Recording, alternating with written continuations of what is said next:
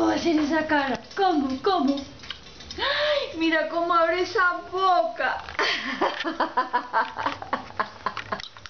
Esas caras, carajo. Diga, estoy comiendo manzanas. Son las 17 minutos para la 1 de la tarde de hoy, 27 de mayo. Cumple meses feliz, te deseamos a ti. Cumple meses, Antonio. Cumple meses feliz.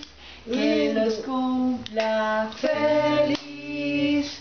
Que los vuelva a cumplir. Que los siga cumpliendo hasta el año 4000. ¡Ay, sí! Sí, ¿usted quiere ser un viejito? ¿Un viejito chuchumequito? Ya mi mamá me puso ese nombre.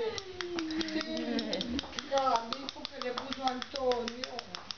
Él es lindo. Antonio es precioso. No. Antonio es Antonio, Margarita, nada que hacer. No me gusta. Dígale Freddy. Dígale Freddy. Diga, nada que hacer, prima. Miguelito. Me parece muy bien. Me parece... ¡Ay, mire cómo hace esa boca! Bueno, dejemos la guanabanada. Manzana, que yo como